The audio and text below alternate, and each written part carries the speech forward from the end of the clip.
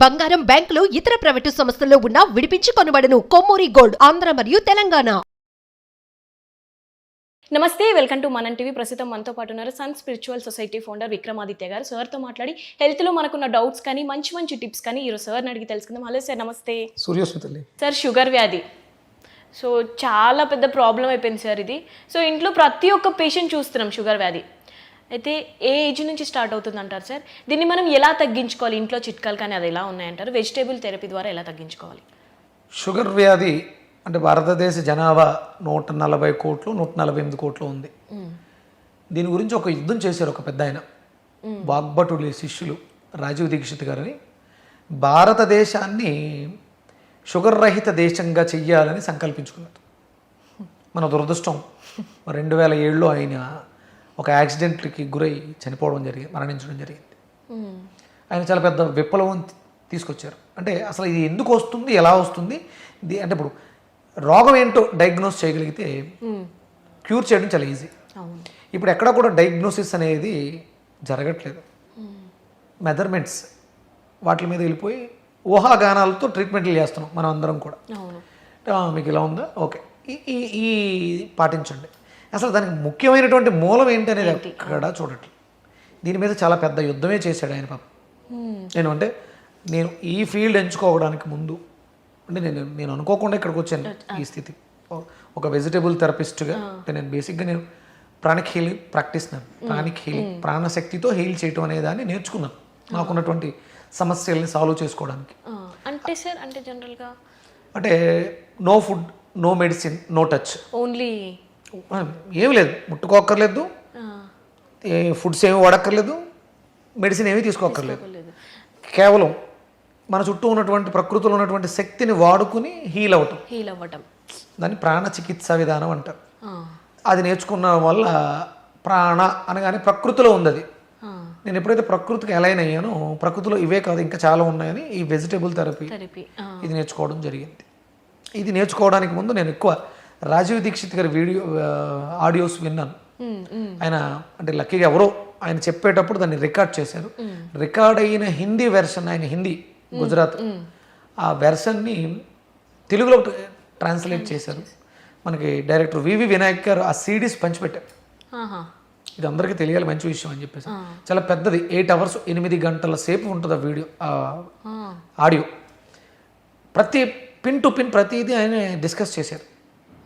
రాజీవ్ దీక్షిత్ గారు ఏ రోగం ఎందుకు వస్తుంది అంటే ఆయన ఏమంటాడంటే 85% నీకొచ్చే సమస్యలకి నువ్వే డాక్టర్వు, 100% నీకు నువ్వే డాక్టర్. ఒక 15% మాత్రమే విక్రమాదిత్య లాంటి వాళ్ళు, లేకపోతే రాజీవ్ దీక్షిత్, వినాయక్ గారు, ఇలా 15%. ఎందుకు నీకు డౌట్ ఉంది దాని గురించి అడగటానికి ప్రత్యేకమైనటువంటి నైపుణ్యం. ఇప్పుడు నేను ప్రాణిక్ హీలర్ని, దీన్ని ఏమైనా ప్రాణిక్ హీలింగ్తో ఈ ప్రాబ్లమ్ సాల్వ్ చేసుకుందామా, లేదా ఆయుర్వేదం ఈ అందరం కూడా 85% మెడిసిన్స్ మీద ఆధారపడిపోయి ఒక 15% ఆలోచిస్తున్నాం. రివర్స్ అయింది. 85% మందులే మనం ఆధారపడిపోయాం. దీనికి ఏం మందు ఉంది, దానికి ఏం మందు ఉంది, మందుల మీదే ఆధారపడిపోయి. ఇప్పుడు ఇక్కడ మనకి ఈ షుగర్ వ్యాధి అనేది మన జీర్ణక్రియ వ్యవస్థ పాడైపోవడం వల్ల వస్తుంది. గుర్తుపెట్టుకో, జీర్ణక్రియ వ్యవస్థ అంటే మన శరీరం 12 వ్యవస్థల మీద ఆధారపడి నడుస్తుంది. 12. ఈ 12కు సంబంధించిన ప్రాబ్లమ్సే మనకు వస్తాయి. ఇంతకు మించి అవుట్ ఆఫ్ ఇంకోటి ఏదీ లేదు డిసీజెస్ రావడానికి, డిజార్డర్స్ రావడానికి. ఇదంతా ఫుడ్ పైన సార్? మీ శరీరం 12 రకాల సిస్టమ్స్ మీద ఉందమ్మా. అవును, అంటే ఇందాక డైజెషన్ ప్రాబ్లం అన్నారు. ఫస్ట్ అంటే ఆ first సిస్టమే digestion, second system urinary కిడ్నీలు, థర్డ్ నర్వస్ న్యూరో నరాలకు సంబంధించి, ఫోర్త్ బయోమెట్రిక్ లా కొనొచ్చు, లేకపోతే ఎయిర్స్ మనం తీసుకునేటువంటి శ్వాస, 5 మజిల్ మాంసం ఉత్పత్తి లేకపోతే క్షీణం. ఆవిడ మయోసైటిస్తో బాధపడుతున్నారు అంటే ఆవిడకి 5th పోయింది, సిస్టమ్ 5th డ్యామేజ్ అయింది. సమంత గారికి మయోసైటిస్ పేషెంట్స్ ఈ మధ్య కాలంలో చాలా ఎక్కువ అయ్యారు. వీళ్ళకి ప్రధానమైనటువంటి ఏంటంటే మజిల్ వీక్నెస్, కండరాలు క్షీణించిపోతున్నాయి. 6th చర్మ వ్యవస్థ, skin related, eye related problems. 7th respiratory, ఊపిరితిత్తులు. Eighth lymphatic, lymph nodes, cancer cells, lymphatic system. Ninth bone, మన system, muscular system. 10th hormonal imbalance, hormones.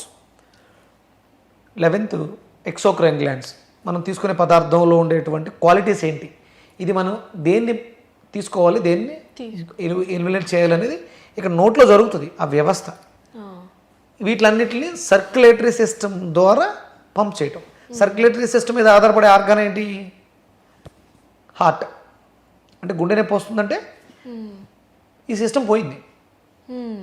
Asma వచ్చింది, లేకపోతే లంగ్ క్యాన్సర్ వచ్చింది, రెస్పిరేటరీ పోయింది, 7th సిస్టమ్ పోయింది, యూరిన్ రావట్లేదు, లేకపోతే బ్లడ్ ఫిల్టర్ చేయట్లేదు, క్రియాటిన్ పెరిగిపోయింది, 2nd సిస్టమ్ యూరినేటరీ సిస్టమ్ పోయింది, సప్లై సరిగ్గా వెళ్తలేదు, నరాలు అంటే పక్షవాతం వచ్చింది, న్యూరో, అవును, కడుపులో బ్లోటింగ్ ఉంది, నైట్ నిద్ర సరిగ్గా పట్టట్లేదు, 4th పోయింది, మయోసైటిస్ వచ్చింది, 5th పోయింది, జాండీస్ వచ్చినాయి, లివర్ సిరీస్ వచ్చింది, ఫ్యాటీ లివర్ వచ్చింది, పిగ్మెంటేషన్ వచ్చింది, సొరియాసిస్ వచ్చింది, బొల్లు వచ్చింది, 6th పోయింది.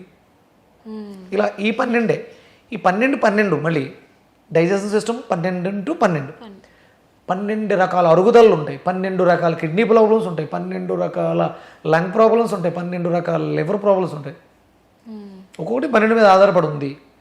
మనం కూడా 12 మీద ఆధారపడి ఉన్నాం. 12 గంటలు పని చేస్తే 12 గంటలు రెస్ట్ తీసుకోవాలి. 12 ఈ 12 మీద నడుస్తూ ఉంటుంది. 12కి సంబంధించిన రోగాలు వస్తాయి. ఫస్ట్ డైజెషన్ సిస్టమ్ అనేది డ్యామేజ్ అయిన తర్వాత మిగతా ప్రాబ్లమ్స్ అన్నీ ఏర్పడతాయి. మనం అది మీరు డైజెషన్ అనేది ఫస్ట్, డయాబెటిక్ అనేది 8th సిస్టమ్, లింపాటిక్, ప్యాంక్రియాస్ పనిచేసే సిస్టమ్. ఇవి రెండు అంటే మనం జ్యోతిష్ శాస్త్రాన్ని కూడా అన్వయించుకుంటాం ఇక్కడ. దీనికి కారకుడు డైజెషన్ సిస్టమ్కి కారకుడు అగ్ని, కుజుడే. షుగర్కి కూడా కారకుడు కుజుడే. వీళ్ళిద్దరి సమన్వయం లోపించడం వల్ల షుగర్ వ్యాధి విజృంభిస్తుంది. దీనికి ప్రధానమైనటువంటి కారణాలు మారుతూ ఉంటాయి. ఇంకా లోపాలు 7th ఉన్నటువంటి B12 డెఫిషియన్సీ వల్ల కూడా షుగర్ పెరగవచ్చు.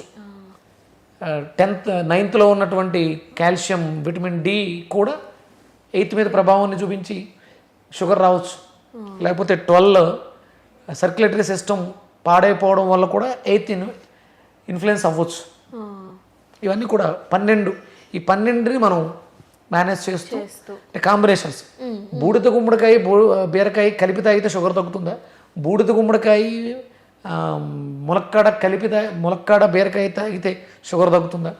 కిడ్నీలు అంటే వంకాయ, బీరకాయ, బూడిద గుమ్మడికాయ కలిపి తాగితే షుగర్ తగ్గుతుందా? గోరుచిక్కుళ్ళు, నిమ్మకాయ, దొండకాయ తాగితే షుగర్ తగ్గుతుందా? కాంబినేషన్స్ మనిషికి మారుతూ ఉంటాయి. ఆయన యొక్క జీవన విధానం మీద ఆధారపడి. షుగర్ రావడానికి ప్రధానమైనటువంటి కారణం రక్తం కలుషితం అవడం. మనం ముందు ఎపిసోడ్లో మాట్లాడుకున్నట్టు ఏ రోగం వచ్చినా ఫస్ట్ బ్లడ్, అందుకని రక్తాన్ని శుద్ధం చేయాలి. అంటే 8th అనేది ఇంపార్టెంట్. బీరకాయ అనేది బ్లడ్ క్లెన్జరు, ఇన్ఫెక్షన్స్ తగ్గిస్తుంది. పుళ్ళు బానట్లేదు, కాలు కట్ చేయాల్సిన అవసరం ఏం లేదు. రెగ్యులర్గా బీరకాయని, బూడిద గుమ్మడికాయని తీసుకుంటే షుగర్, డయాబెటిక్ వచ్చే సైడ్ ఎఫెక్ట్స్ని తగ్గిస్తూ ఉంటుంది. అలాగే డయాబెటిక్ పేషెంట్స్కి కిడ్నీలు డ్యామేజ్ అయ్యే అవకాశం ఉంది. అందుకని బీరకాయ, వంకాయ జ్యూస్గా తీసుకుని తాగితే కిడ్నీలు బాగా పనిచేస్తాయి, రక్తం ఫిల్టర్ అవుతుంది. ఇలా అంటే ఇదంతా కూడా మన లైఫ్ స్టైల్లో మనం తీసుకునే ఆహార పదార్థాల మీద ఆధారపడే ఉంటుంది. మందుల్లో లేదు, మందులు ఏవి కూడా మార్చలేవు. అలా అని చెప్పేసి బీరకాయ ఒక నెల రోజులు ఒక 100 కేజీలు బీరకాయ తాగేస్తే షుగర్ తగ్గిపోతుందా అంటే అప్పటి వరకు డ్యామేజ్ అంతటిని కూడా ఫుల్ఫిల్ చేసేస్తుంది, ఆ ప్రాబ్లం క్యూర్ చేసేస్తుంది. మీ లైఫ్ స్టైల్ మళ్ళీ పాత పద్ధతిలో ఉంటే మళ్ళీ వచ్చేస్తుంది. అందుకని ఇప్పుడు మెడిసిన్ రోజు వేసుకుంటే, జీవితాంతం వాడితే మనకి సైడ్ ఎఫెక్ట్ వస్తాయి. కానీ బీరకాయ రోజు తాగాల్సి వచ్చినా, రోజు తినాల్సి వచ్చినా ప్రాబ్లం ఉండదు. కడుపు నిండుతుంది తప్ప ఎలాంటి ప్రాబ్లం ఉండదు. అందుకని ఆహార పదార్థాలని ఔషధాలుగా చేసుకుని బీరకాయలు, బెండకాయలు, దొండకాయలు రాకన ముందు నుంచే precaution is the better than cure. మనం వీటిని వాడుకుంటూ ఉంటే షుగర్ తెచ్చుకోవాల్సిన అవసరం లేదు, ఆర్గాన్స్ని పాడు చేసుకోవాల్సిన అవసరం అంతకన్నా లేదు.